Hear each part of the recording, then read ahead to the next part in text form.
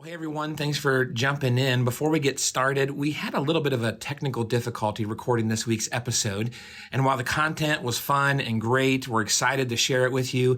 We're going to have some audio issues this week. They're a little bit different than normal. So bear with us, enjoy the content, continue to seek the Lord and how He's helping us navigate all these mixed messages around us. And we'll have a good time, just like we do every week. And we'll do our best to get it all fixed and remedied before we hit our next episode next week. Thanks for joining in. Here we go.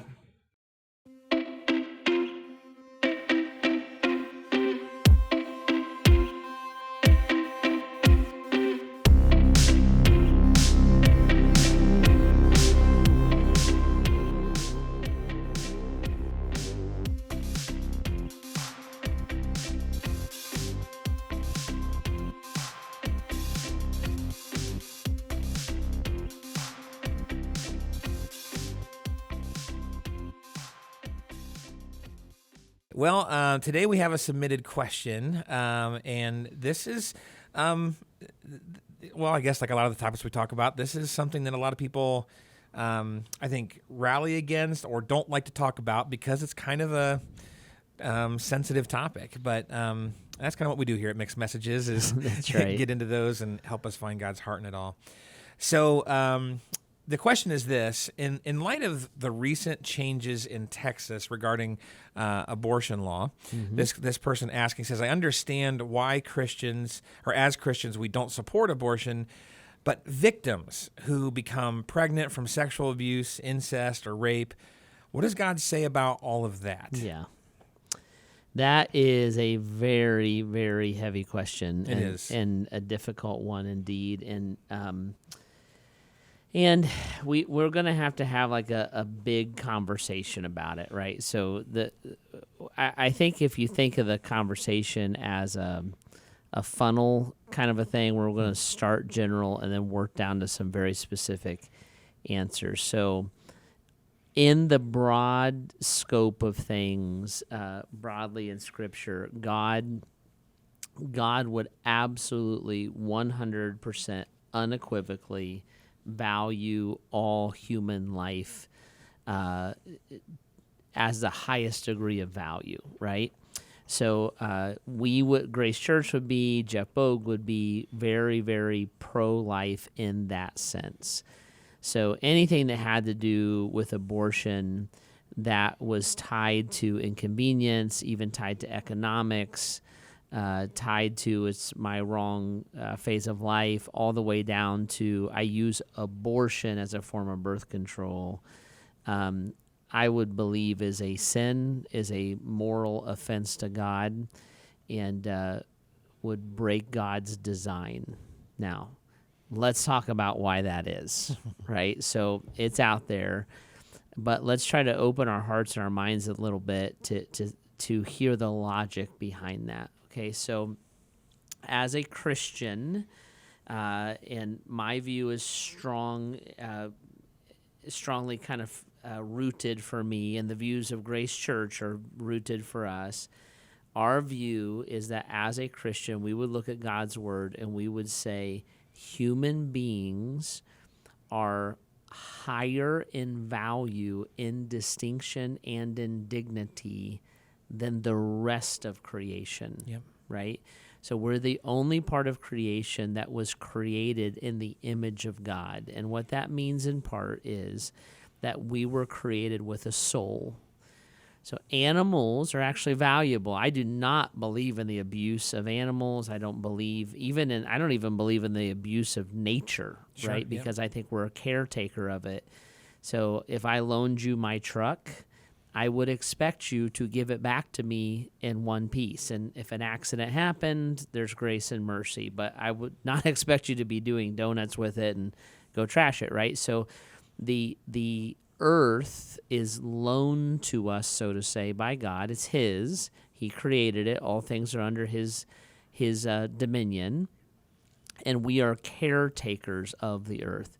So I'm a guy that actually believes that like our water should be clean, and if we can get good emissions on cars, we should do that. And you shouldn't rip down a tree if you don't have to. But I also believe that creation is meant to be used, that the point of creation is to bring blessing and protection and provision to humanity. So that's why we might eat an animal, or we might cut a tree down to build a house, etc. Sure. Does that make sense? Yeah. So I believe that the point of creation is to glorify God and to provide protection and provision for humanity specifically. So when you get into humanity, then we're created in the image of God. We have a soul, and we are uniquely woven together and designed by God. That's what the psalmist would say, that we were knit together in our mother's womb. We're not a category of creation. So we're not another mammal, right? We're a unique thing with a soul. How do you know that, Jeff? Because humanity is the only part of creation that has to satisfy the question of God. So we search for God. Dogs don't do that, and I love my dog. Chief is awesome. I think he has a personality. I think he has an instinct. I think he recognizes me, right? I think he hears my truck and waits for me when I come home every night, which I told him is his only job. He keeps doing that. I'll take care of him. But Chief was born in a litter. Heidi and I adopted him. He has no longing within him to go find his real mom, right? He is not laying there wondering if there is a God and why that God placed him on the earth. He's there wondering what he's going to eat and does he have to get up and go get it, right? So he is simply a dog, not an animal that should be abused, not something that should be mistreated in any way, but he is a dog, right? When Chief dies, we will get another dog because he is the replacement for Twister. If I lost one of my kids, I wouldn't go just adopt a different kid, right? Because we have souls. So there's a spiritual bond between a mother and a father and a child that cannot be broken. There's a longing for a human being to look for God. Cats don't pray, squirrels don't go to church, dogs don't read the Bible, they don't care. Human beings, even if you're an atheist, you're an atheist because you had to settle the God question. And that is the likeness of God within us. That is us having a soul. Okay, now, start putting some pieces together. As a human being, I'm unique of all the rest of creation. I'm a human. We believe from Scripture that every human has a unique dignity and worth and creation. So they're knit together. God has a will and a purpose for every human being to exist. Therefore, that human being has a deep value and dignity before God, and that value and dignity should be respected by humanity, and we should recognize that it's given by God. What I think about you does not define for me how I treat you. What God says or values is what defines for you. So that's why I am anti-slavery. I am anti-sex trafficking. I'm anti-pornography. I'm anti-abusing anybody or using anybody because we're devaluing the human being, right? Now, usually what happens in an abortion is this. The question becomes, well, when does that human being become a human being? And I would believe very strongly that human being becomes a human being, that life begins or life is created at conception. And so once the sperm and the egg join, the biological event gives way to the spiritual event of the forming and crafting of a human being by their creator, God. Yep. Okay, so we have to start there, and that is why abortion as a rule, infanticide as a rule, which is really what abortion is, euthanasia as a rule, the abuse of the elderly and the neglect of the elderly as a rule, are all those issues of life, or issues where I would believe, Grace Church would believe, that they need to be held in the very, very highest of dignity. Okay, so that's like number one. Now, the question was not that. Sure. So But great foundation for it. Yeah, we got to understand that in order to answer the question. The question is, when you have two human beings, right? So the question is victims of sexual abuse, victims of incest, rape, right? So now the question is, I have two human beings, and whose life is more valuable, the life of the mother or the life of the child? And in these questions, and I'm specifically not addressing a health issue yet. Okay, so everybody who's listening, I hear you, and we'll get there. So I'm not addressing a health issue yet. Sex abuse, rape, incest, whose life is more valuable? And I would say to you, that is a false argument. Because the answer is both lives are equally valuable, in my view. And so I would not look and say, well, the mother's life is more valuable than the child's life. How did the second life get created? Was it an injustice? Was it a crime? Was it a horrible abuse? That is a question. That is a separate question. And to that victim, I would look and say, what you get from me is compassion, grace. I pray justice. I hope I would be the first to defend, the first to honor, etc., right? So what I have in a situation where there's rape, incest, etc., is I have a victim who is innocent and a innocent who is innocent. I have two innocent people. Yep. And when I have abortion in there, I am pronouncing one guilty. Does that make sense? Yeah. So I think we have to look at it like this, and I would hold that out as a moral value, and I would hold that out as a biblical truth. Now, here's where I think the church doesn't put its money where its mouth is. I think if we really believe that, and I do, and Grace Church does, then when a woman is a victim, we should care for her, we should support her, we should love her, and if she says, I cannot care for this child, the child then should be cared for, loved, and given home. And I see a lot of people barking about this issue because it's a taboo one, right? And a lot of people with a lot of statements. And I would look and say, then step up and put your money where your mouth is. And this is where I have enormous sympathy for a victim, enormous respect for a victim that takes a child to term and delivers that child, and then enormous respect for the Christian who foster parents, the Christian who adopts, the Christian who... Yeah.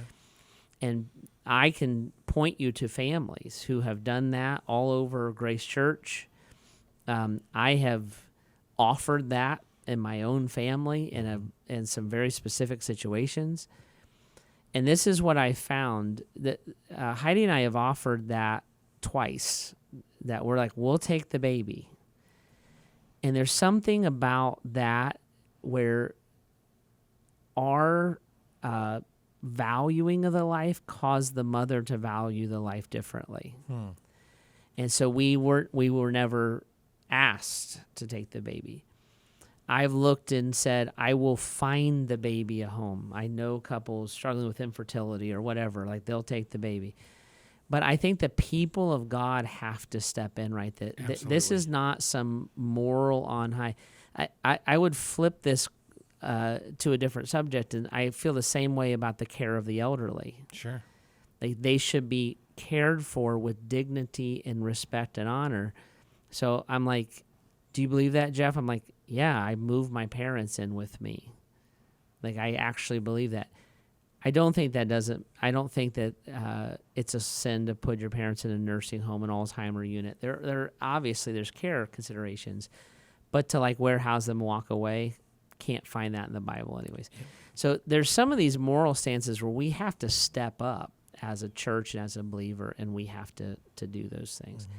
So in my view, abortion as some version of a convenience. I don't want to do this. I'm too young. I am completely opposed. Abortion where there's two victims, the one who was abused and the life that was created from the abuse. I'm like, I'm opposed. And if I'm going to be opposed, I better step up in a big way, because I'm not the one who has to carry the ramifications of my moral high ground. So the church has to go there as a church, and we have to be willing to live that way. Here's the issue that is the most difficult for me when it comes to abortion, is when there is not a victim and there is an innocent, right? And the mother's life is at stake. So I suppose the pregnancy could be from being victimized. The pregnancy may be a wanted pregnancy also, but the pregnancy itself is causing the mother's life to be endangered. And what I would say to that, guys, to our listeners, is I would say this: I don't think there is a general statement there.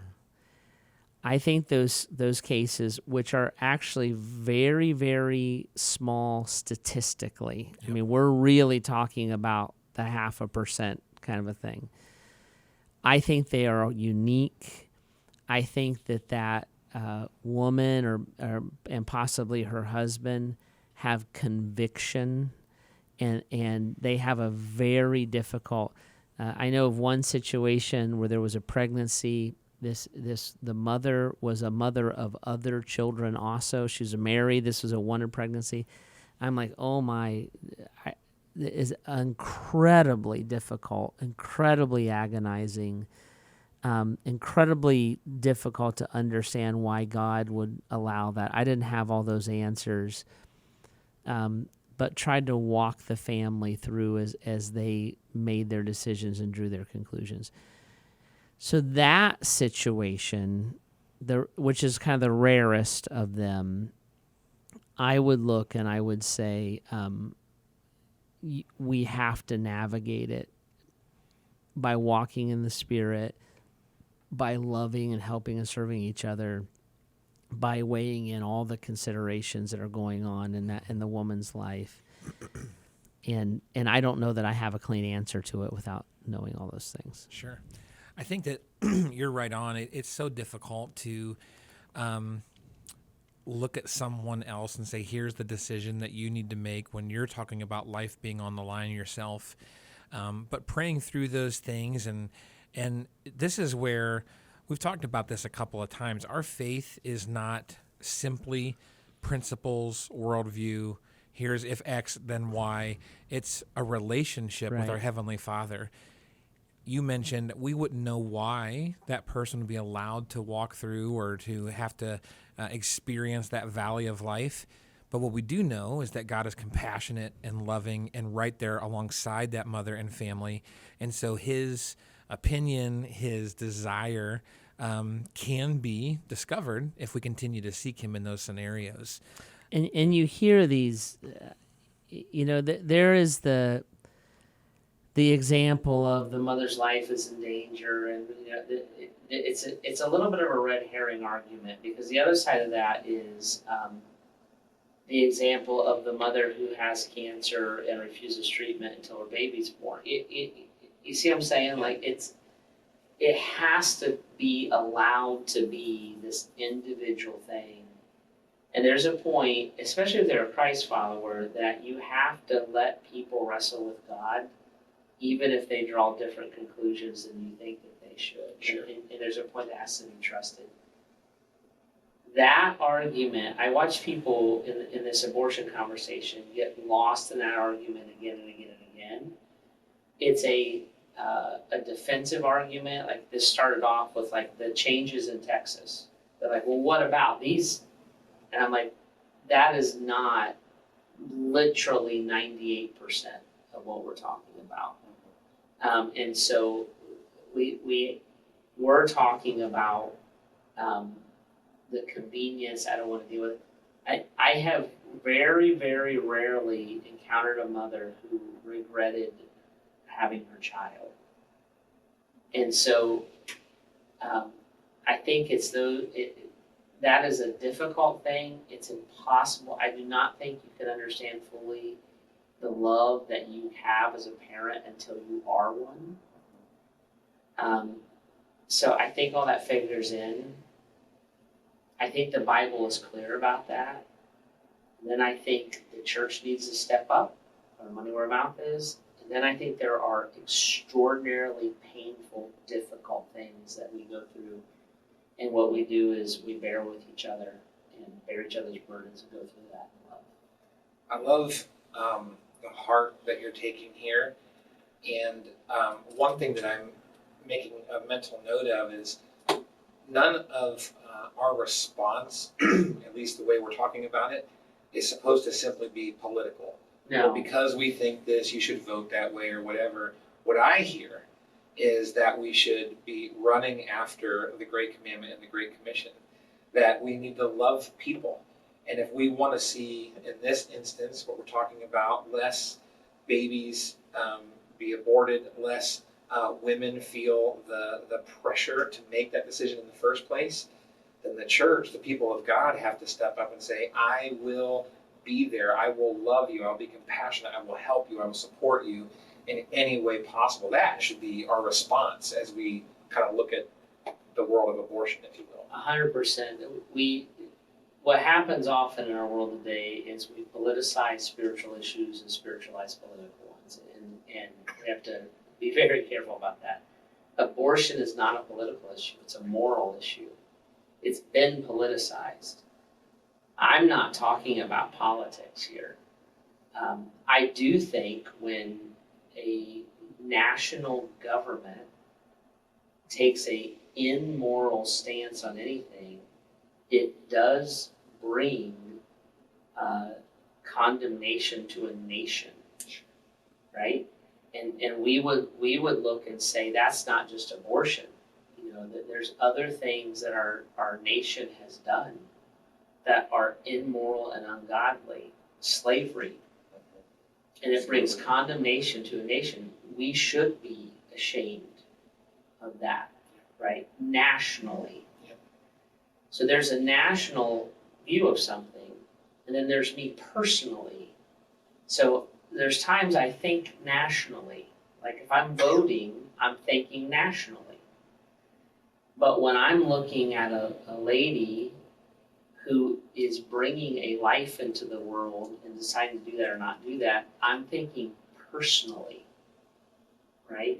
And how do I help and serve, and what do we do about that? And I would say that the Christian community, there's a lot of accusation politically back and forth. If you're a Christ follower, just get over that. It's never gonna go away. But the Christian community also, there is a lot of loving, helpful, supportive resources for the mothers that have chosen life over abortion. And I'm proud that that's the case. Like I'm not just saying theoretically what the church should do. Like this stuff happens, right? And knowing what those resources is and accessing those is a big deal. And that is the church putting its money where its mouth is. You mentioned how we can get behind those things, and excuse me, this is the type of reasons why we're often promoting opportunities for people to step into those arenas, whether it's, again, helping the pregnant mother think through these things, to give them the support. We know multiple families at our church that have stepped into the fostering and adoptive world. There are organizations like Safe Families where you support families that are struggling with the children that they have so they get on their feet and keep their family unit intact. There are ways to mentor. There are ways to get behind families in need. There are so many ways to continue to protect the family unit, to protect those mothers, to protect those children, and we need to step into those in a really, real way. That's right. And I would encourage you guys, if you're passionate about this, contact Pastor Joe. Actually, just contact Grace Church. We have those connections. We can get you to trusted organizations, and we would love to help you with that. So thank you for submitting these questions. If you have questions that you'd like to be addressed here on Mixed Messages, you can always do that on our website at bath.gracechurches.org/mixed messages. And we would love to add that to the list and have these dialogues. These are the conversations that are hard for us sometimes to navigate on our own, and we want to do that for you and for each other. If we can help you take any unique next steps in your journey with Christ, reach out. We'd love to know that. And if you want to hear more of what you're hearing here, make sure you subscribe, follow us, or go to the podcast page and rate and review. We'd love to see how God is using this in your life. If you're in the area, we'd love to have you join us on the weekend. If you don't have a church home yet, you can always do that in person. Or if you're out of the area and are exploring, you can always join us online as well. Well, we're glad that you could jump in with us today as we continue to seek God's voice through all the mixed messages around us. Catch you next time.